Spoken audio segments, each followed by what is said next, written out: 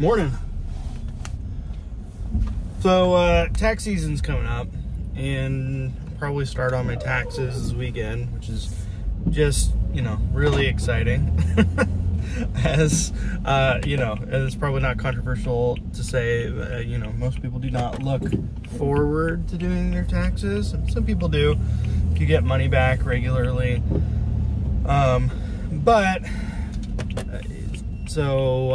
Doing taxes made me think just kind of generally about the national debt. I don't know if you've looked at the national debt clock recently, but so the U.S. national debt somewhere north of like 27 trillion with a T dollars, 27 trillion. And so if we do a little thought experiment, what if we woke up tomorrow and the government said, hey, we're tired of carrying all this debt. We're just going to divvy this up by population, and you're responsible for your share of the debt. The money we borrowed on your behalf, well, now it's time for you to figure out how you're going to pay it back. So, this is like just a thought experiment, right? No way would this ever actually happen in reality, but what if it did? So we got somewhere around 320 million-ish people in the U.S. And so just some rough kind of back of the napkin calculations, and I'm not a great mathematician, so feel free to check my numbers, but again, thought experiment. So you get $27 trillion, you divide that by 320 million people, and you end up with somewhere around like $85,000–$90,000 in debt for every man, woman, and child in the United States. Which is not an insurmountable bill. But again, if we continue with our thought experiment, right? So if you've got 85 grand, and you're going to be paying that back, say on like a 30-year payment plan, just like with a mortgage, right? The U.S. pays interest on the debt, and from just a quick Google search, it looks like somewhere around $500 billion, or about 500 billion with a B dollars a year just to service the debt, right? Just to cover the interest.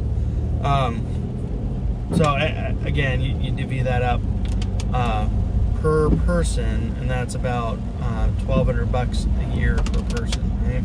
And then if you're making payments on the principal for about like $85,000–$90,000, it's another like $2,800 a year. So altogether, you're looking about $4,000 a year,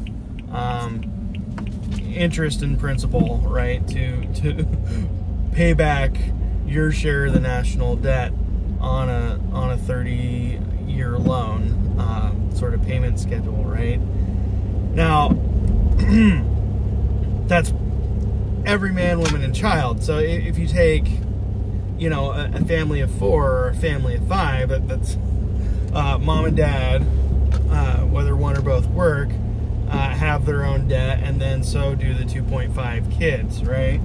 So you take that, $85,000–$90,000 and multiply it by 4.5. You're closing in on, $500K, let's just say is a round number, in debt that they have to take care of as a family. And then so each person's got to pay $4,000 a year to cover interest and principal in their share, times 4.5, 5, you're looking at what, 16–20 grand annually to cover interest and then pay down the principal. And so if we're breaking that into like monthly payments, you're looking at, let's just put a round number on it, maybe like $1,500 a month for the family to cover that, somewhere around $500,000 worth of debt. Now, again, thought experiment, but let's say we all woke up tomorrow and we've got our share to pay. How would that change people's behavior? because they still got their own debt, right? People have college loan debt, people have mortgages. You know, $1,500 in a lot of places, that's you know, your rent or a mortgage payment on its own. You know, and for a lot of people, you know, they say your living situation's, you know, somewhere between, you know, a third and a half of your total income. And so we're taking another third or a half bite out of most people's disposable income. Yeah, and people say tax the rich, right? So I mean, for some people, you know, 100 grand or $500,000, like they can accommodate that, but not everybody. But if you look at the total value of private savings accounts in the US, and again, I mean, just based on my very, very brief Google search when I was thinking about this, it's somewhere like 2.2 trillion in like cash assets in the US. The average savings account balance is like 40 grand. So that's the average, right? And that's skewed at the end by people who have nothing and people who have massive savings account. And the median, right? That's another measure of center. The median value of, you know, a savings account in the US is 5 grand. That means half the people in the country have more than 5 grand. Half the people in the country have less. And so if we're increasing monthly expenses for folks by $1,500, overnight, there's going to be people that are just insolvent, right? There's no way they can pay that off, right? They can barely make ends meet as it is, or they're already in the hole. And so what would you do, again, in this thought experiment with folks who couldn't pay? Well, the national debt, like it persists, right? Just because, you know, an individual citizen dies, it does not erase their portion of the debt, right? And unless the government declares bankruptcy and says they're gonna, you know, default on debt, or they just print up you know, mint a $100 trillion coin and you know, say, here you go, here's your payment, right? And just you know, inflate the currency to erase the debt. It's not going away, right? So in our thought experiment, let's say that even if you die, the debt persists and there's no way to erase it, and it's going to be inherited by your children. So what do we do with the people who can't pay? Well, it's just going to continue to accrue interest, and then, you know, if the government continues to increase the debt ceiling, you know, month to month, people are going to not see that principal go down, but see the principal increase, or the amount of the total that they owe, because the government continues to borrow money on their behalf, right? So yeah, let's just say half the people, you know, within a certain number of months are just wiped out by this debt, right? They can't pay it, they have no means to pay it, and they're completely insolvent. And so they go to their lawmakers and say, this is profoundly unfair, right? Never mind that we as citizens are all underwriting this debt, right? And so, I mean, to an extent, we all kind of own an equal share of the burden. But let's say half the people say, you know, this is not fair. You know, we didn't ask for this. We have no way to pay it. You know, we will be plagued for generations by this debt that we can't get out of. So let's reapportion it. Let's just say that about a half of the people can't pay, right, that $1,500 a month. So a few months later, everybody wakes up and half the people have their debt wiped off their balance sheet, and the other half that were making it work, you know, maybe some more easily, maybe some less easily, wake up, and now the total amount of the principal is doubled, and their monthly due is doubled. So instead of owing $1,500 a month, now they owe $3 grand a month, and they're expected to pay that $3 grand a month. And so what would happen, right? You decide maybe another half of those people would become insolvent in either immediately or some amount of time. Like some people were maybe just barely able to cover that $1,500, and now the $300 is totally unworkable and they're going to be wiped out in short order. Maybe some people can make it work for a while and something happens, they have some unexpected expenses, and and now they're done, right? And again, the debt doesn't go away, right? And so you can have this halving again, and reapportion, right? And try to, you know, have some sort of graduated scaling to where, you know, like the income tax, there's brackets, right? And those that could pay on it, you know, would continue to pay on it, and those that couldn't wouldn't be expected to. But I suspect you would continue to run in a situation where as you reapportion upward, you're going to weed out more and more people until you eventually run out of other people's money. And so then what are you left with, right? And that's kind of the point of this mental exercise is this debt is insurmountable, kind of no matter how you slice it. People talk about tax the rich, and you know there's a discussion to be had about how much they benefit from the economic system and what their contribution should be, and whether or not the tax system is fair, and people, you know, are able to protect their money because they have money and because they have wherewithal to do so in a way that, you know, working class people cannot. And those are fair points to make. Regardless, even if you nationalized all the wealth, I'm not talking about cash, right? We're talking about wealth. We're talking about, you know, Jeff Bezos is a billionaire because he owns a massive amount of Amazon stock, right? And so that wealth is theoretical should he sell. And the value of it is actually just contingent on the ability to find a buyer for whatever the current market value is, right? So even if the government seized all those assets and auctioned them off, the amount of money they would get for all those assets, who's going to pay for it, right? Who's going to buy all those assets if the government seized them all to start paying off this debt? There is not enough value in the system to cover it all, right? You know, you would only find that money overseas, right? So now we're selling off massive amounts of private property and controlling ownership interests in huge corporations to foreign capital. If we're trying to, you know, nationalize some of that wealth in order to cover the debt that was borrowed on our behalf by our elected officials.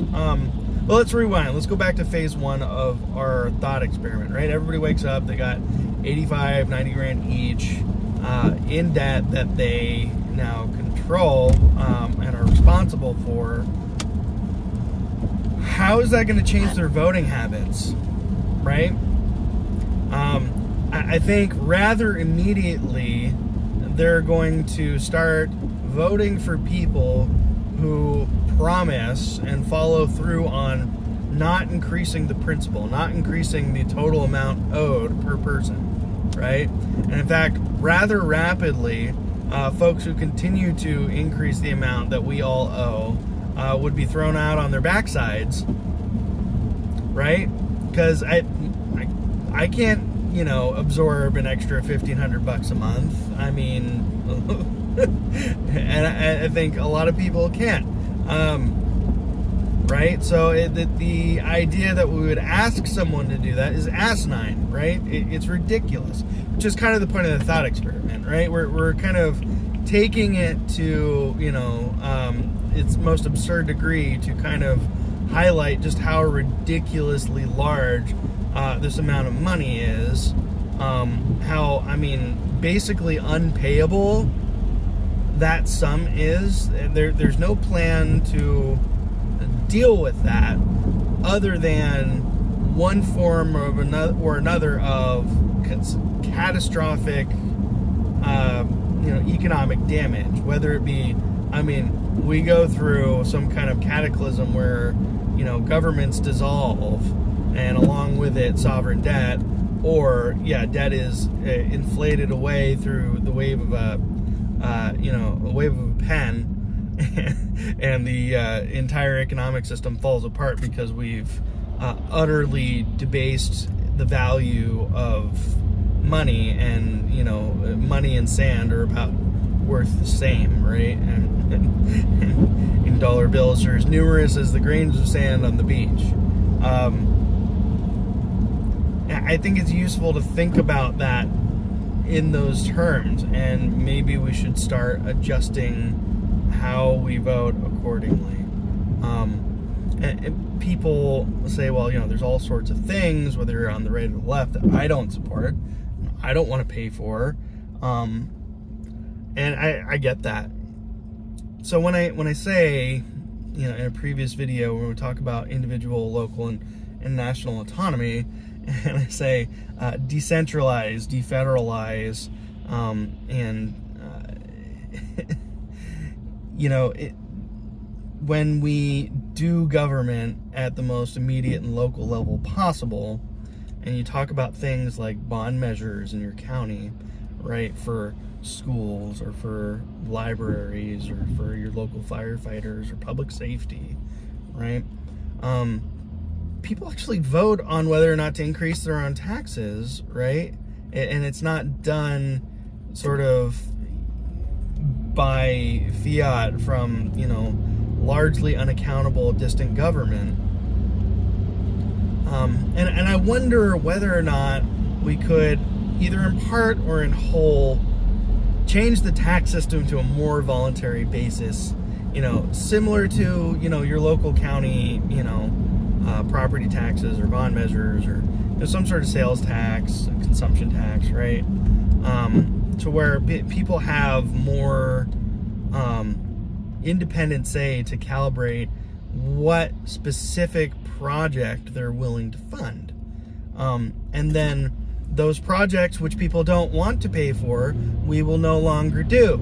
If half the country doesn't want to pay for the F-35 program, fine. They shouldn't have to. If they think it's a waste of money, fine. Don't pay for it, right? And the folks that want that can apportion their taxes to that program. And the folks that think we need a bigger social safety net, they can apportion their taxes to that program.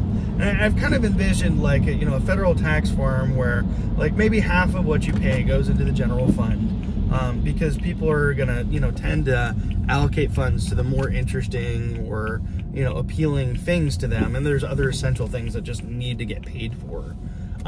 But what if all these three-letter government agencies had to now convince you that what they were doing was worthwhile, right? And I mean, if you think the EPA is doing a great job, then maybe you allocate an extra 5% of your taxes to the EPA this year. Or if you think the CIA really has the best interests of the nation at heart and they're doing a great job, well, we can increase or decrease their funding independently at an individual level based on how we feel about that. And all of those books should be like really transparent. People should just be able to like go onto a website and see, yep, here's my money. It went into this account for this program, and I'm not paying for things that I don't agree with. I don't know. Interesting thought. Tell me what you think. See you on the next one.